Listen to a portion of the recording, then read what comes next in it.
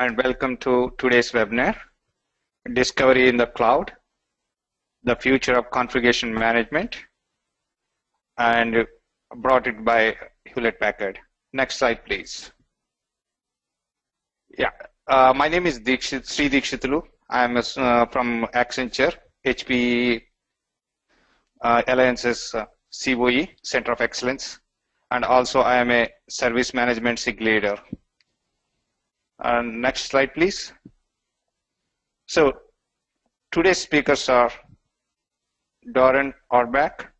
He's a Senior Product Manager, CMS, and his CMS is a part of like CMDB and configuration management, the product manager, and he helped customers are successfully the products as part of an integrated solution with these products such as Service Manager, Asset Manager, and BSM.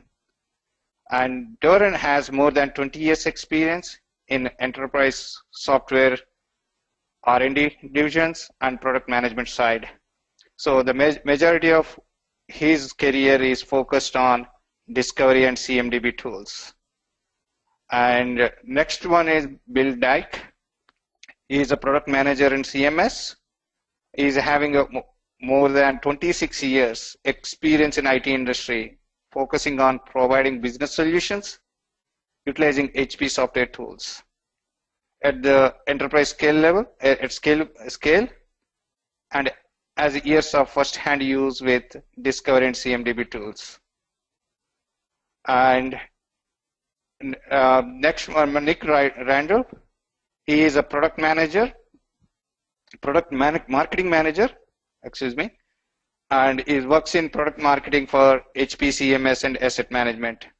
So given this line of speakers, they are bringing enormous experience and knowledge in the CMDB environment, that is CMS, HP calls. So we are going to have an exciting vivid session at this point of time. So next slide, please. Before going into session, a couple of housekeeping items.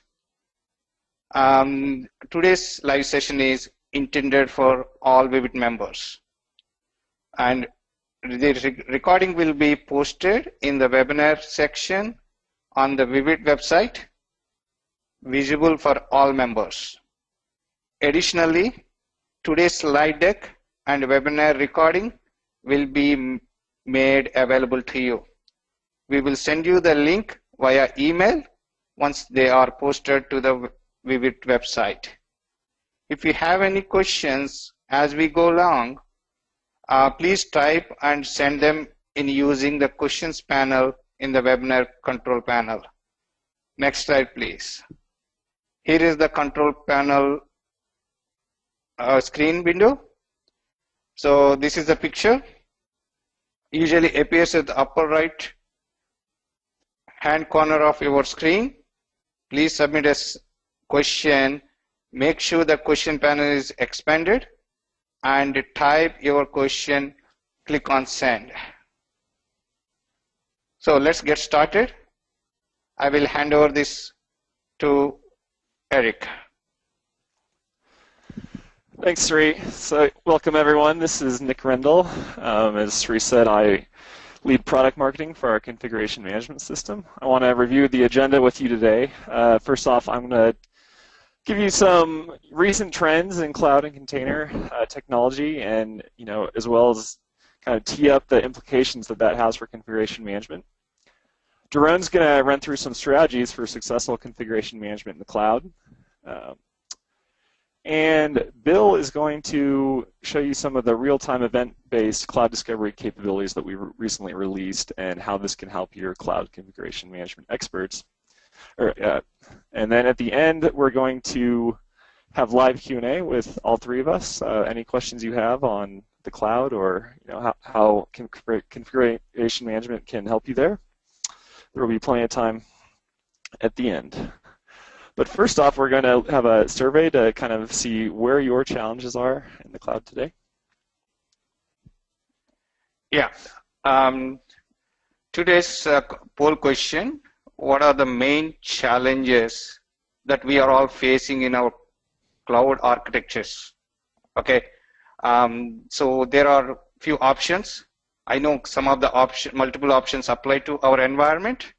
First one is visibility of the environment, and the second one is cost to maintain and manage.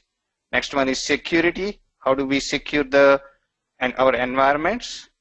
And other than you may have some specific environment custom related issues in your environment, or don't use the cloud architecture. Suppose you are not using the cloud architectures, you just mark it. Please give us the information, and the poll will run for a few seconds to measure how you guys are, what are your challenges today. We appreciate you taking the time to fill out this information. I think all of these can be tied back to one way or another to configuration management in the cloud, and so it's going to give us a better idea of how to kind of tailor the angles of our presentation today. Thank you.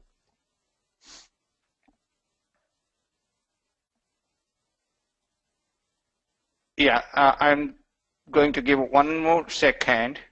I think you guys are all doing a great job. Thank you so much once again.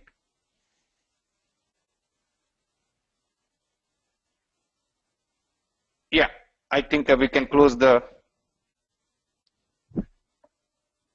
poll. The poll results are as expected. This is what we hear from our clients on every day from our company's perspective also. Visibility is 69%. The main question is, what are the main challenges that you are facing cloud architectures today? And one visibility, 69%. Definitely we need to have a visibility on the environment. 69%, it makes sense to me. And cost is the 24%. And security, I expected security is 55%. I know financial industry is more looking to the cautious about their environment, so we need to have a security. Next one, lack of resource and expertise is very important one. Okay, that is 52%. Don't use cloud architectures, 14% as expected. Eric, what is your comment on this, given your company's experience? That's about what we expected, and I think those stats actually directly tie into what I'm about to share with you all next. So very good. Thank you for participating. Perfect. So it's no surprise. I think the cloud and containers are very hot topics in enterprise IT today. So there's a lot of surveys, a lot of good information out there on kind of adoption trends. I'm not going to read through these line by line, but it should be no surprise to you. And just as we saw in our own poll, that private and hybrid cloud adoption are growing greatly, and this is across nearly all enterprises. Yeah, at the same time, though, the lack of resources and expertise, this was listed as the #1 cloud challenge today. Really no surprise there either. Now, at the same time, though, while there are challenges, there are strategies for saving money with cloud, and this actually is really important later as we talk about our real-time discoveries. This comes from right-sizing licenses, shutting down workloads and storage if they aren't being used. It's not all bad news with the cloud by any means. There's really a lot of opportunities for cost savings there. And finally, and containers are even a more timely and cutting-edge IT topic. Containers are starting to emerge even with enterprise customers, and so in the polls we found online, about 38% of respondents are using containers today, but nearly all enterprise companies are exploring the possibility of doing so in the future, and these have big implications for configuration management as well. So, for all but the 14% of you, you're living in the cloud. Now what?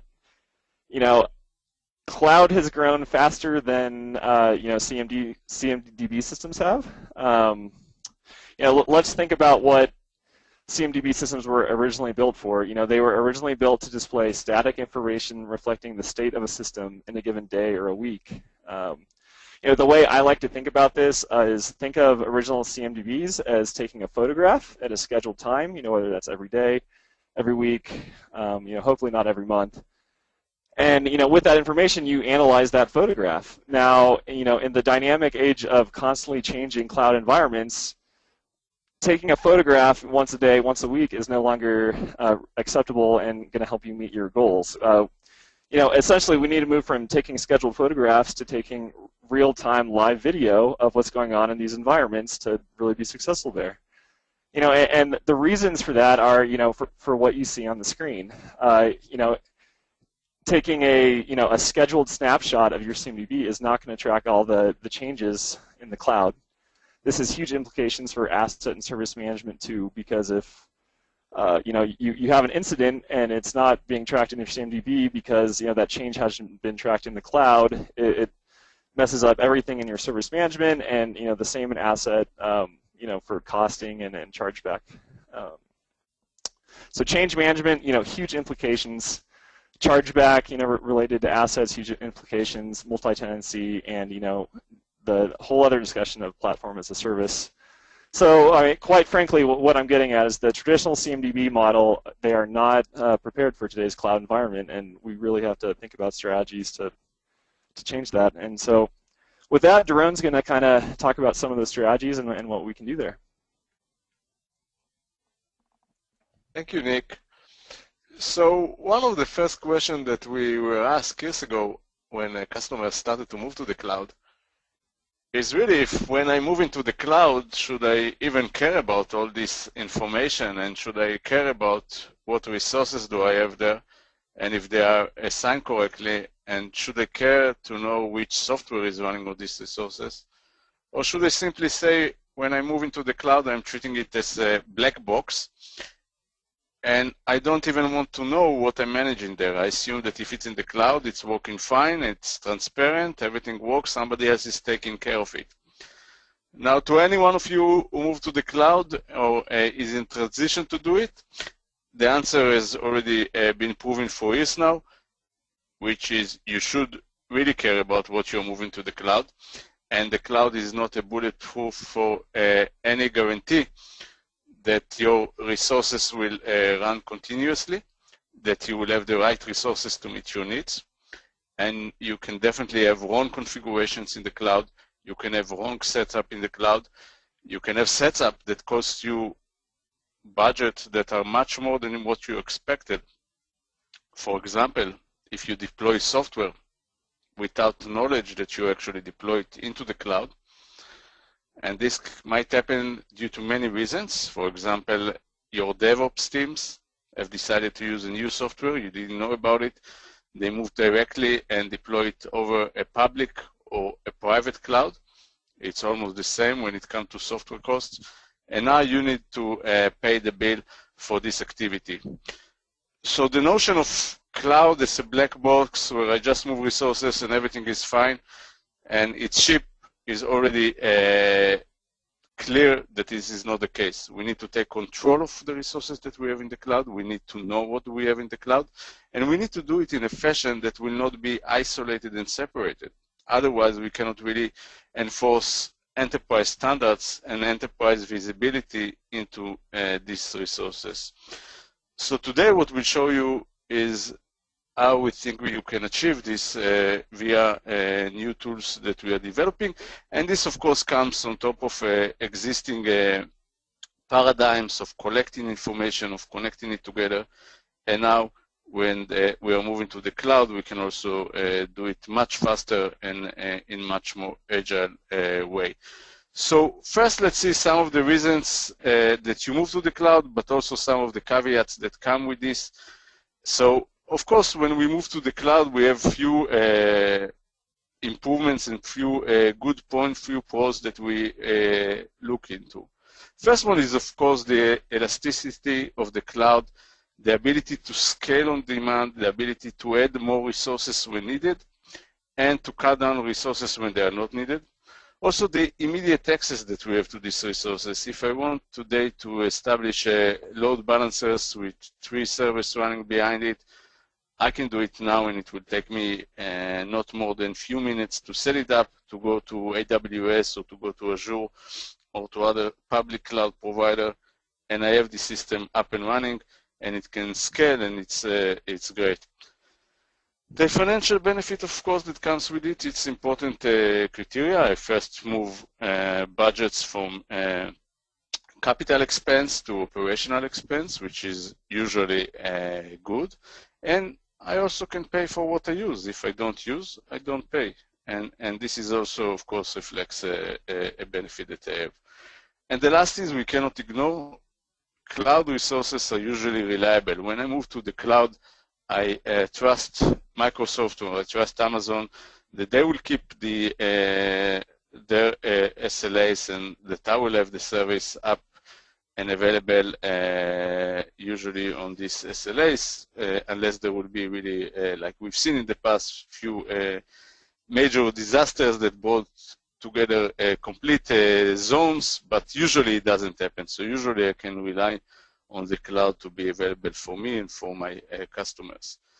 But some things are not as good as they seem to be on the cloud. So the first thing, and you observe it quite easily, is the lack of visibility and the lack of control.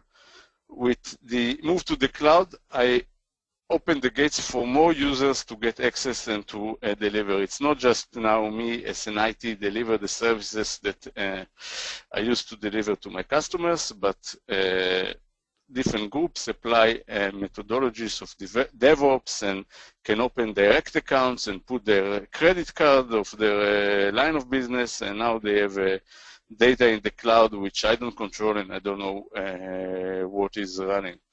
And of course, it's a matter of lack of visibility to what we are putting, to what security does it have, to how many resources do I use, what will be the check, and to which internal components are being used in the cloud. It's not just the servers, it's the software that runs on top of the server, it's the amount of time that it's running, it's setting up things, it's easy.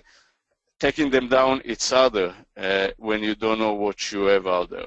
So these were the first issues that we saw 10 years ago when with the move to virtualization and with the move to much more elasticity, and it's becoming much predominant in the cloud area.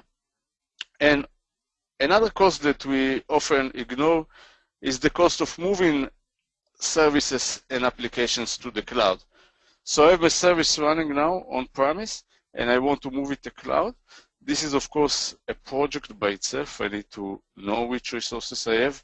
I need to be able to isolate them into, if you want, group moves, to group them into groups that I can move into the cloud.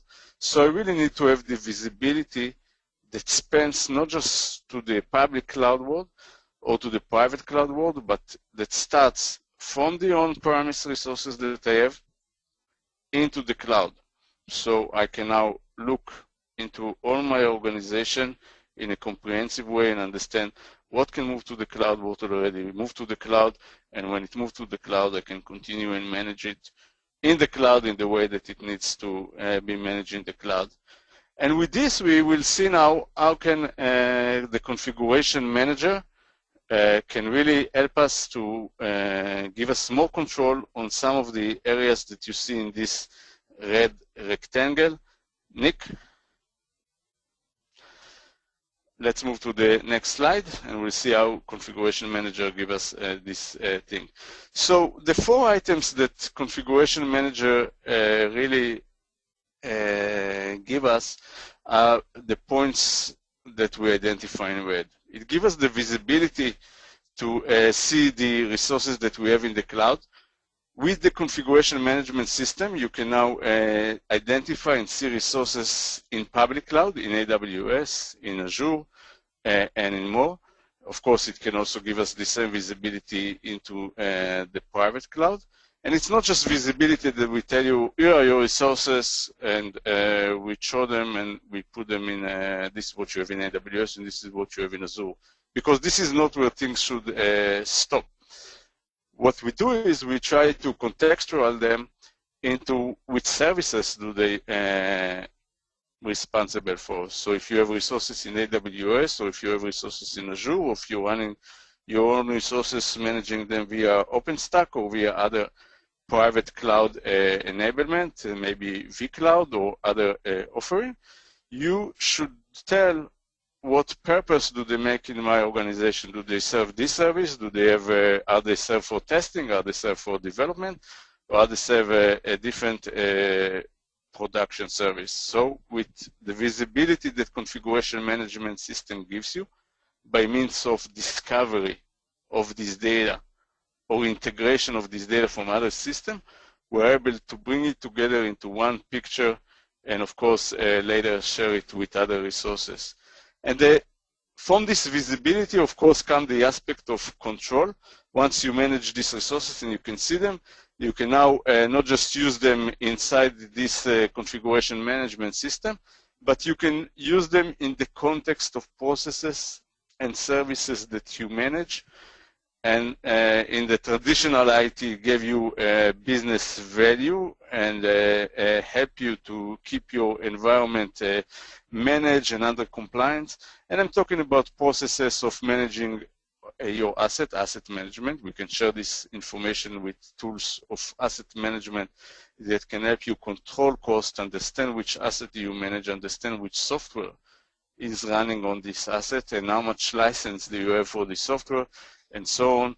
And processes, other processes that are important are, of course, the ability to manage service management on top of them. So if you need to manage a change request, and if you need to manage incident, and to manage these activities, you can do it not just on the on-premise resources, but also on the cloud resources.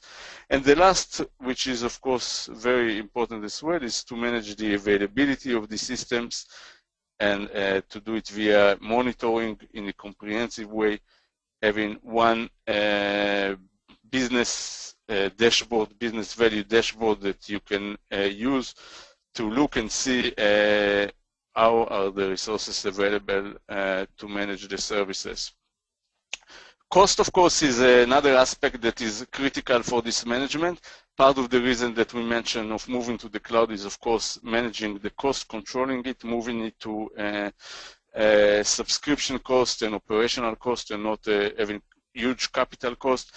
And of course, for managing this cost, you really need to know what you have out there. You need to know what are all the resources that you manage. You need to know which resources are there, but they are not being used anymore, so you can undeploy them and be able to stop using them.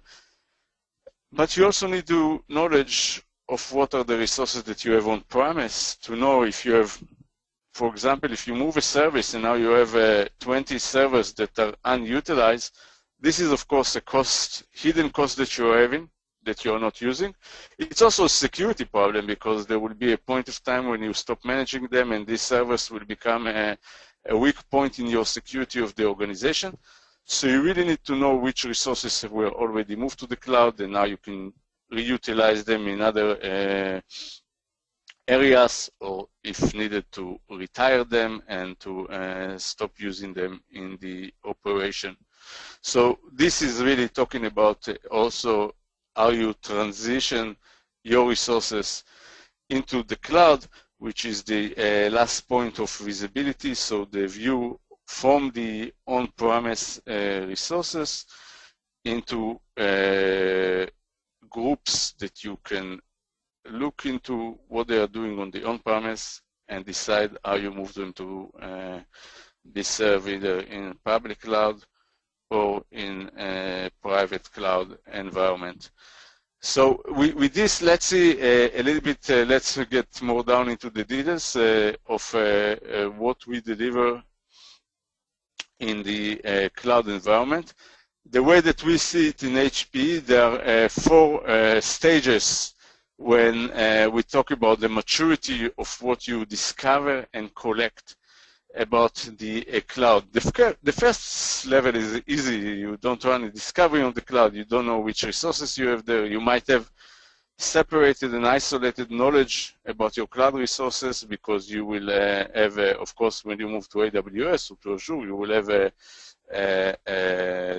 the tools that they give you to control it, so you are never with zero visibility. So we call this state that you have a lack of coordinated control over the cloud resources. You have isolated pockets of visibility into the cloud, but there is no central way that you look into the resources. The next level is when you start to use the API leverage that these resources give you into bringing all the information together into one system. It may be a third-party vendor system that uses it. It might be your own tools where you keep track of all the resources and bring it into one comprehensive view. In this scenario, you only manage what you get to see, which is usually the zones, the resources that apply, and this information about specific resources. But you still lack the what you would traditionally get with discovery and CMDB tools, which is the dependency and the correlation of all this information into which resources are depending on another and talk with one another and are making up one service and one view. And in order to do this, you need the tools that are provided by Discovery. For example, the HPE Discovery tools can go into these resources and get this information about I'm a node in the cloud, with whom do I talk and which service do I serve when I'm doing this. So you get a full map that describes the dependencies and connections in the cloud. And the last area where we think it's currently the most mature visibility into the cloud, it's not just to do these activities at one point in time, like Nick mentioned before, with the notion of I run it once a week or once a day, but to really have and get this visibility when things are really changing. So if a node was added or was removed from the cloud, you should be able to get it immediately by seeing this node immediately when it was changed in the cloud. And this magic will soon see it happening live, and Bill will demonstrate it in a demo. We'll show you how we actually do it, which is usually by connecting to the system and listen to events that it shares with us about things that went up and things that were down. And this is the level of maturity where we think you can actually start to really manage resources in the cloud in the way that the cloud wants you to manage them, in an agile way, in a fast way, in a dynamic way, and not just to keep static pictures of the cloud as it looks each few hours.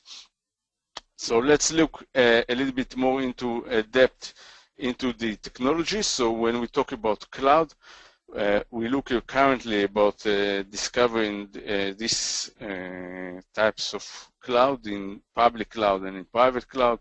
So as I said, that we are able to manage cloud environments, both of AWS and Azure. On the private cloud, we manage many different environments, vCloud, OpenStack, Cloud Foundry, and Docker, which is one of the growing trends in the industry as we see it. And of course, the combination of Docker and cloud, deploying Docker containers into the cloud is also now taking more and more customers. We see that they are moving to the cloud and moving via deployment of Docker containers into the cloud. So when customers are doing this both in private cloud and in public cloud, we believe that they eventually want to get to the same visibility, which is seeing the resources that they have, managing the software that they have on the resources, understanding which software they have on these resources. On the next level, understanding what are the dependencies between these resources and how does it relate to their business services. And the last thing is they want to get it in real time and not just sit and wait for the next day to see what happened yesterday, which is almost like eating a fresh bread but waiting for it tomorrow. We want to see it now. We want to see the things when they are fresh and when they are changing, and to keep track in the history of this and to know what did we have yesterday and what do we have today. And this is our goal when we move to the public cloud. So let's see how it really happens before we move into the demonstration of this. Or before this, I forgot, we have one slide that talks about how do we really do the Docker discovery. So Docker is an interesting case because Docker is, of course, it's a new trend, but it's picking up very quickly. So we decided to not wait to the major adoption of all the enterprises with Docker, and we started it very early, working also with Docker directly, engaging with them. And we got to some very nice visibility into the Docker ecosystem. And we do it in two ways. One is we thought that the first thing that customers want to know is what software do they run on these Docker containers that they have. Because this is where the major first thing that customers will pay for. You deploy Docker, you either Oracle instances, you need to pay for these Oracle instances. It doesn't matter that they were delivered in Docker. You still need to pay for it. Same, of course, go for other vendors. This is just an example. So what we do is we have the ability to look into where you register your Docker images. This is the place where all the Docker images go to sleep, I will call it, before you run them in the environment. And we look into these Docker images and are able to say for each Docker image, what is the software that is actually going to run on it when you will deploy it into the environment.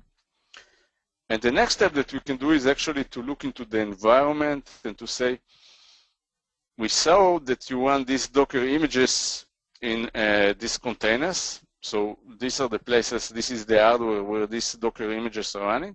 And now because you already know what is inside these Docker images, you are able to tell what is the Docker container is running on and which software is running on. So this combination of understanding what do you have on the Docker registry on the one hand and what do you have in the real-time environment lets us to tell you what is the software inventory that you have there so you can manage your software asset management cost. And of course, on top of this, we give the same clarity that I discussed before, which is how does it all connect to one big picture of dependency and between resources and the services that they manage, so you can manage it in your environment, either for monitoring or for change management, when you want to know the impact of taking down Docker. Will it impact my services? Which service will be impacted? So all of this we can tell you because we know where the Docker containers are running on. We know it in the runtime. We know it based on event. We know it immediately. And we also know what they are running, which software they are running. So we know how to tell you what you need to look out when you do it. So the way that things are running, let's see how things are actually running in this event, just to give the context of how fast and how agile it is. So really, I won't get too much into technical details, but from architectural point of view, we have a node that is new node into the environment. It might be on Docker or vCloud. And what we do is we operate a listener that constantly listens to these events. So we have this event listener, it listens. It filters the events to understand that these are the events that we want to listen to. Usually it's when a new node is added or when a node is deleted. And then this information immediately flows into the configuration management system. And from the configuration management system, it also immediately flows into external products that are integrated to it. It might be HPE product, it might be third-party product, but when you integrate the CMS to other products, will immediately flow this information to the other products, usually via the API of the other system, and we let the system have it. And with this, I think we are ready to move to the I suggest, Nick, before we talk about this, let's do the demo, and then we'll talk more about a little bit about the version and conclude with the slides. Okay, My name is Bill Dyke. I work with Nick and Doron. I'm a product manager for the CMS tools as well. And what I'll be doing today is giving you a demo of how this stuff actually works. And we're doing this in real time. So what you see on the screen right now is the UCMDB browser. It is showing a service that we've called product ordering. And so this is a live view. Bill, excuse me, I'm sorry. Yeah, you're not showing the screen yet. There it comes. Perfect. Thank you. Okay, cool. All right, so what you see on the screen is the UCMDB browser. The interface right now is showing a business service that we've created. And what we're doing is taking you through a model of a business service that a company might have associated with their ordering environment. Product ordering is what we've titled it. And what we're going to show you as a demo is what would happen in the case of a company that has just released a new product or is hitting a time frame like Black Friday, and their current capabilities in the back end are not providing sufficient resources to be able to handle the load of orders that are coming into the company. So you can see that we have this business service called product ordering. That's made up of three cloud servers that are, in this case, we're using OpenStack as the environment. We have an ordering server, we have a fulfillment server, and we have a processing server. So if you think about it, orders would come in, they would be processed, and then once processed, they would be fulfilled and sent out. So in the case that we're talking about right here, we're indicating that in this company's time frame right now, this new product has come out, and their front end, the ordering environment, isn't sufficient. The server is starting to slow down. They need additional resources. And so I'm going to be using a tool called OpenStack to simulate the cloud. And quite literally, these are cloud-based servers. These are actually sitting on Microsoft Azure. And so what would happen in an automated form, which I'm going to just demonstrate manually here, is that if a new ordering server needed to be brought up, that server would be, the need would be detected, and the cloud would generate another order or another ordering server. So in this case, what I'm doing is manually selecting what that server is going to look like, and that should do it. And then you'll see that in the screen, it's starting to go through the process of actually creating that particular order, that server. And so ordering 2 is the name of the server, and it's spawning.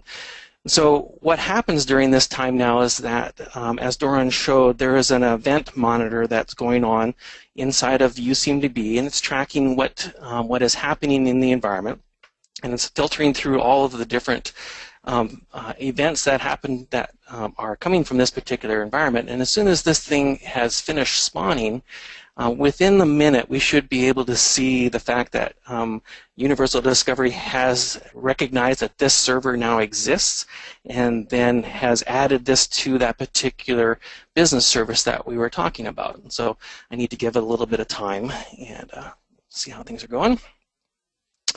So during this time, the customer orders have been kind of impacted, and we'll see if it's actually showing up here yet or not. And as a result of that, we're waiting for that server to actually appear. So, see if I've got it here yet.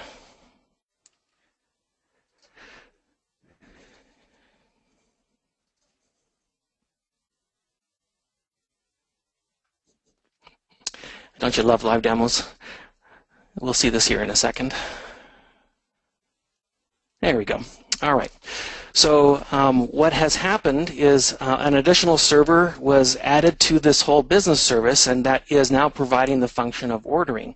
And so we, in the purpose of this demo, the 2 servers online for ordering have actually been sufficient to be able to manage all of the orders coming in, but now they've processed, but now they're actually trying to go through the fulfillment process, and the system has realized that it needs another fulfillment server.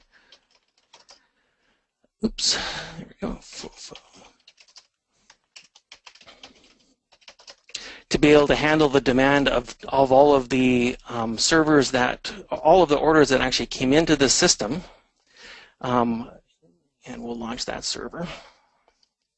But at the same time, the ordering limit, the number of orders that are coming in, they've gone through the initial peak, and we no longer need that server. And so what we'll do is we'll say, in this particular environment, the cloud would say, all right, let's not waste resources. Let's get rid of the resources that we don't need anymore. And so in this case, I'm going to remove that particular server from this environment, basically take it down. Come on.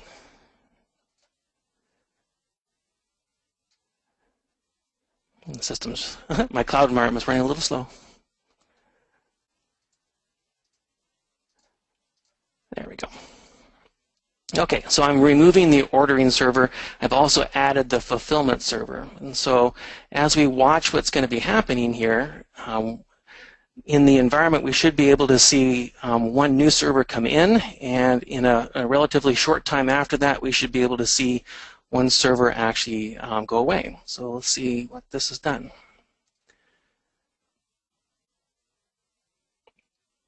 All right, so you see here that the fulfillment server has been added to the product ordering business service, and it's now taking on the managing all the orders that came in. And at the same time, we should be seeing pretty soon here that the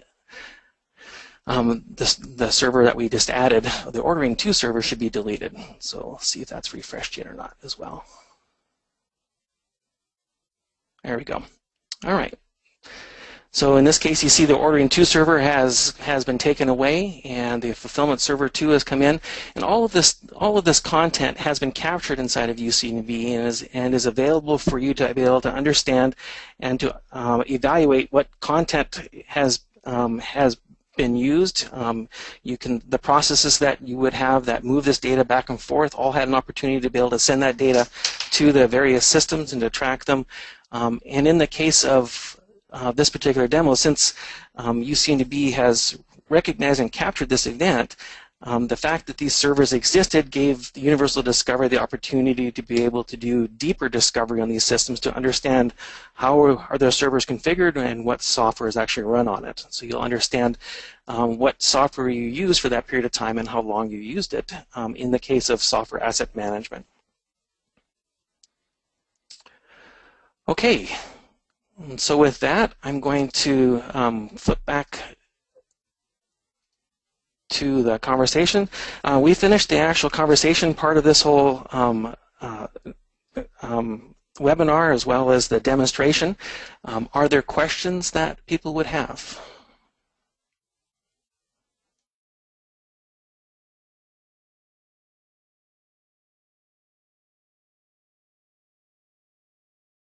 Nick, before this, I think we had another slide that we jump on, which is the 1030 release.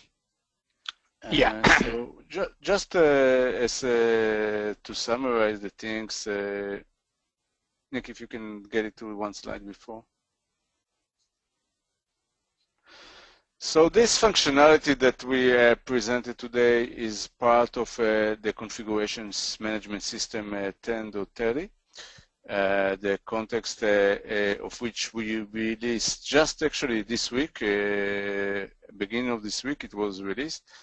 The configuration management 1030 can do the event-based live discovery of cloud. Of course, we have models of cloud also in older versions, but in this version we got to the completeness of this ability to discover the cloud environments, private and public cloud, and both with the event-based. And all of this is based on the technology that is already pretty much very pervasive in the market of universal discovery that includes both agent-based or agentless activities that can be combined into one discovery. The UCMDB, very high scalable CMDB with up to 150 million CIs in relationship. This is a huge CMDB. It can serve very large enterprise environment with multiple data centers and tens of thousands of servers and 100,000 of end users workstation. And the UCMDB browser, which is the component that Bill just a demo, where we can see the components, we can search for them, and we can get a complete and comprehensive picture of this both cloud and on-premise environments together in the same system that is also, of course, integrated very closely with other systems via RESTful API or via other ways to push or pull data from the system. And I think that now we're ready to move to the next stage. Yeah, thank you, Darren.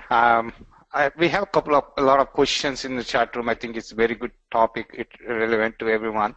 So before getting to all the questions, I want to pick them up, some of them randomly in this context.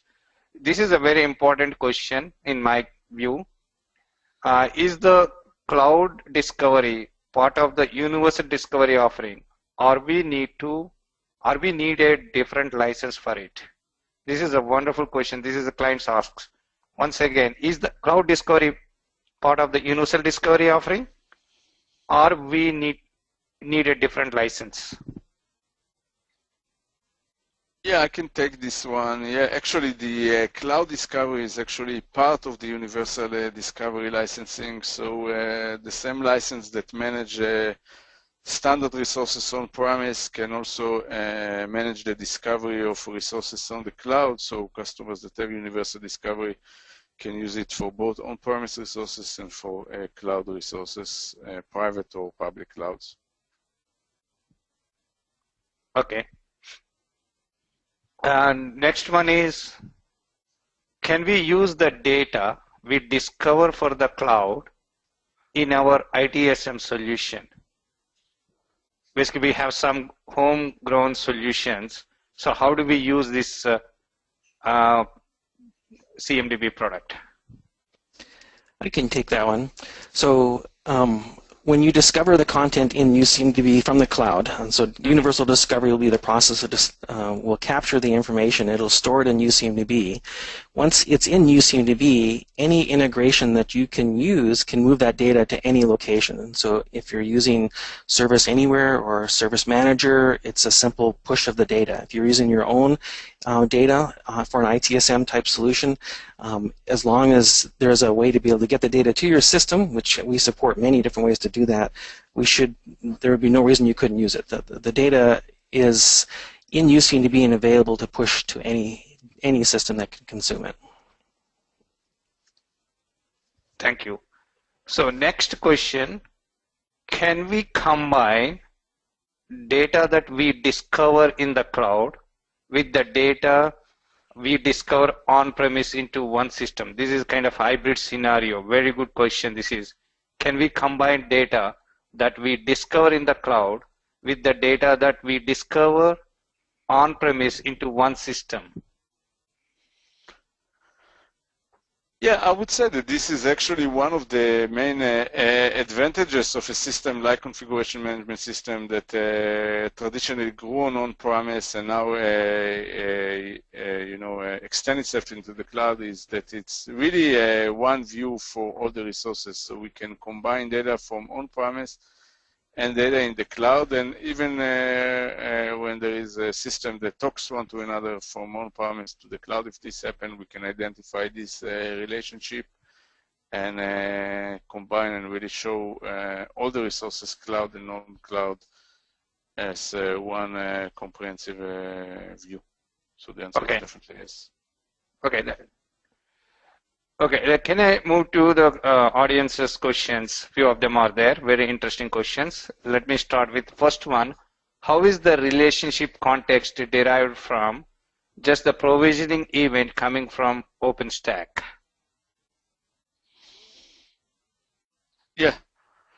So this is actually usually a two-step approach. The first one is the event that tells us the existence of a new component in the cloud system, which is good knowledge. But if we want to add more context into this, what we do is in the immediate time that this event comes and the new node appears, we have a triggering system that triggers the next steps, which is to go out and to interrogate this node for more information, and interrogating it for more information means that we go out and find what is the software that runs on it, what are the relationships that he has, which configuration he has, and from this secondary interrogation of the system, we can find out much more in-depth information than what we had with the first event that we get from the cloud system. Yeah, thank you, Doran. I think I didn't ask the subsequent question. Same gentleman asked us. Okay, so not only the event, but also the immediate discovery. I think you answered. By the way, guys, these answers will be recorded and presented in the slide deck web recorded sessions. You will get it. So we will go through whatever we have at this time. We will go through these questions quickly, all of them. Next question, please. How did UCMDB get triggered to run discovery to capture the new server? Where is the event monitored? Inside UCMDB. Like many questions are there, just let's stay with this up to this level. How did UCMDB get triggered to run discovery to capture the new server? Where is the event monitored? Inside UCMDB. So what's actually happening is when I set up all of this demo, I used a tool called the UCMDB admin GUI, which isn't something that I showed. It's something that an administrator would use. It's not something that a person who is consuming the data would use. And when I set this up, I linked the discovery to the messaging queue, the RabbitMQ server for that event, for that OpenStack environment. And so by doing that, there's a job that is running in the background all the time that is listening to those events as Doran had showed you. And so it's capturing all the events, and many events are occurring that are not necessary for UCMDB to actually do any activity, but when Universal Discovery filters out and captures an event that says I've created a server, it then parses out the data in that event and creates the data inside of UCMDB so that you can see it as I showed. So it's, in summary, it's Universal Discovery is continuously monitoring the message queue of OpenStack or of any of the message queue systems we support, and then when it finds something that is it finds an event that it can deal with, like a creation event or a change in configuration or a deletion event, it will then cause that action to be represented in CIs inside of UCMDB.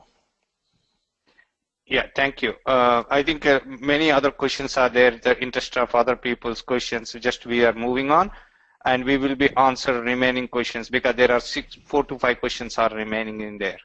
So next question, how to manage a very dynamic cloud native environment where containers may live only a few minutes. Does it make sense after all to manage such a very dynamic environment? Nick? It makes sense, and actually we get this request from our customers. So we've seen customers that ask us because when compliance come in, for example, I'll just give one example. When compliance come in for software, and they ask you, so how did you know how often you run this instance of the software, and do you run it at all? Because we see that you have self-provision to the cloud and you have DevOps groups. If you are not able to prove them that you are tracking these resources, even the short-lived one, the one that live 3 hours or 4 hours, then you're much more exposed to the risk of this compliance check and the lack of knowledge and the lack of comprehensive management of the software that you run might be running against you in this case. So this is just one example of software compliance, which I think is relevant. And the way that we choose to manage it is via the event base. Now, of course, there are cases that in certain environment, you might say, I don't really need it, maybe in testing or development. So we really need to operate it in a smart way to listen to where we need and to filter what is not needed. But there's definitely application and use cases where listening and capturing these changes and these fast changes is really important. Okay, thank you. So next question is, anything new for ASM in 10.30? Yes, ASM is automated service modeling. I guess this is a question from a customer, but there is definitely a lot new for ASM, and we make the automated service discovery with much more content and with capabilities to discover more accurately the content and to present services as they really are in the environment in faster way. So we definitely see more and more progress and success with service modeling and the automation part of it. Thank you. Our next question is a very interesting question. Are there any additional license costs for cloud discovery other than UD full license? No, UD full license cover the cloud discovery, so we just, a customer will need to ensure that he has sufficient license for the, usually we charge per operating system, so per the number of operating system, there needs to be a license, but it's the UD standard license, UD full license, universal discovery full license that needs to be applied. Okay. It's covered in such. The next question, I seen this. I see that you have Amazon Web Services listed as functional with version 10.30. Is it truly functional for discovery? The discovery package for 10.20 is not functional.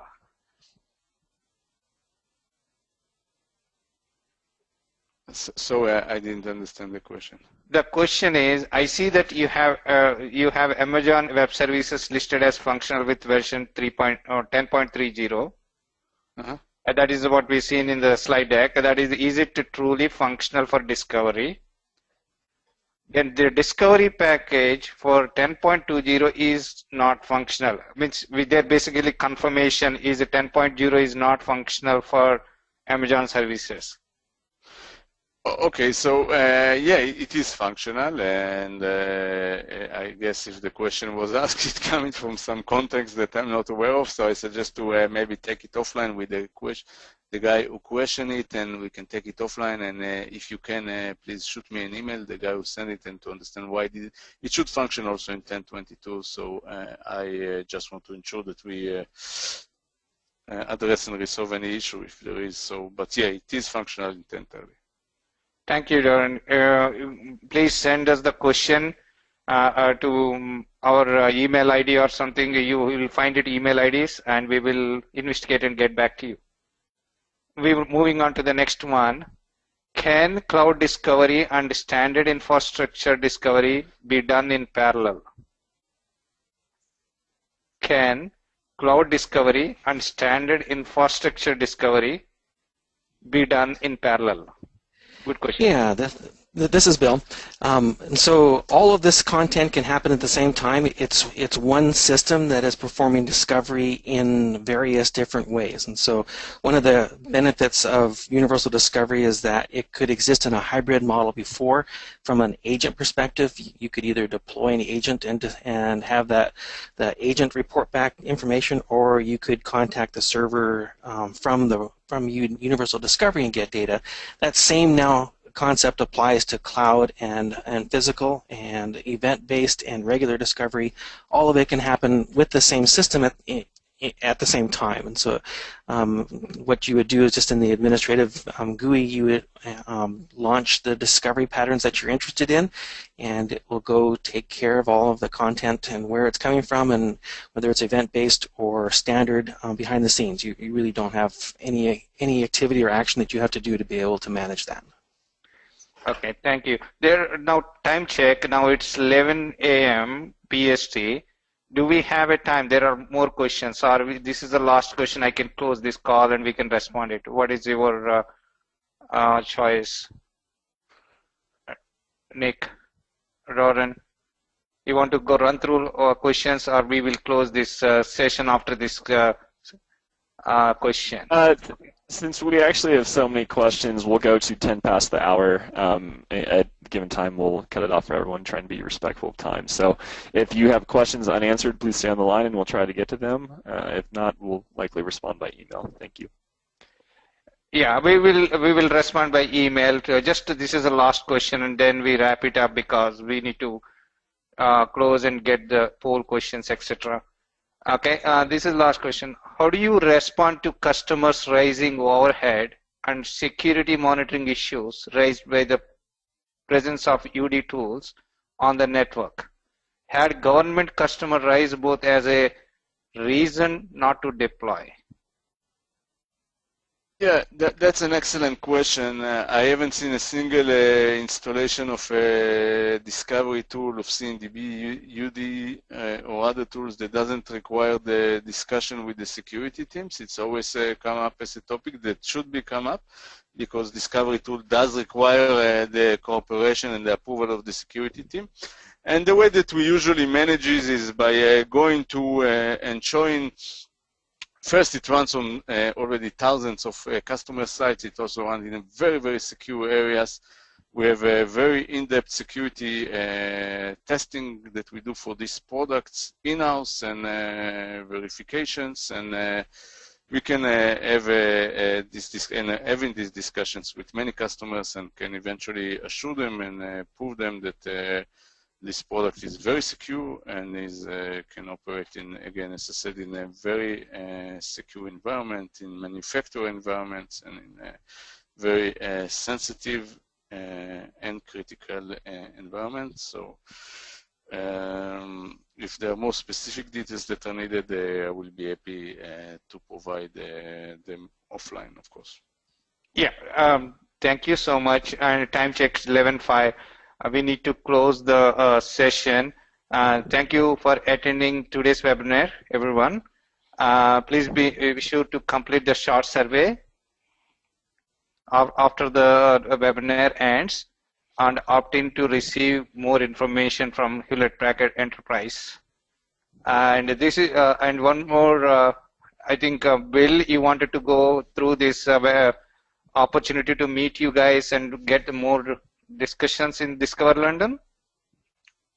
Yeah, no, it's actually we are going to have we hopefully invite all of you to be in the Discover London, which is the bi-yearly. We have 2 times in a year where we present our product, one in EMEA and one in USA. So this event in London, we will feature not just, of course, the configuration management system. We will feature it in the context of other products and how it integrates with other products, with IT service management, with Operation Bridge, and you will be able to see how we actually really do this discovery, do this service mapping, the automated service mapping, share this information with others, and go and look into the future of these tools, and as they work as part of other bundle and other suites that we deliver. So invite all of you to attend this, where you will have demo booths of this and live sessions from us and from our customers. So this is happening on the dates that are mentioned, I think, over here on the left side of the slide, November 29 to December 1. And registration, I think, is open already, of course, and you have also the ability to get, I think, codes from running from Vivid. Yeah. I think you wanted to talk about it. Yeah, guys, as a Vivid member, we all get the discount, and it is you guys can go and register in hpe.discover, where you get member discount, and there you can go to your management and top 10 reasons why you need to be there in this session, because this is the place where you get an opportunity to meet all these experts and also you can make sure that you can accelerate next with the Hewlett-Packard Enterprise Transformation Advisors, how to transform your environments into hybrid environments, how to use these kind of tools, top-notch industry tools like CMDB. So this is a great opportunity. This is the reason you need top 10 reasons. This is one of the reasons I was talking about. Another 9 reasons you can go and get the reason to attend into this seminar, in this Discover. And we are all looking forward to meet you guys, and please be there, and we will answer all your questions. And if you have any questions, please send us the email, and here short survey that is hpe.com and vivit-worldwide.org. As you guys know, please send us, please give us the information so that we can be better in serving you and take care of your educational information needs. Thank you so much.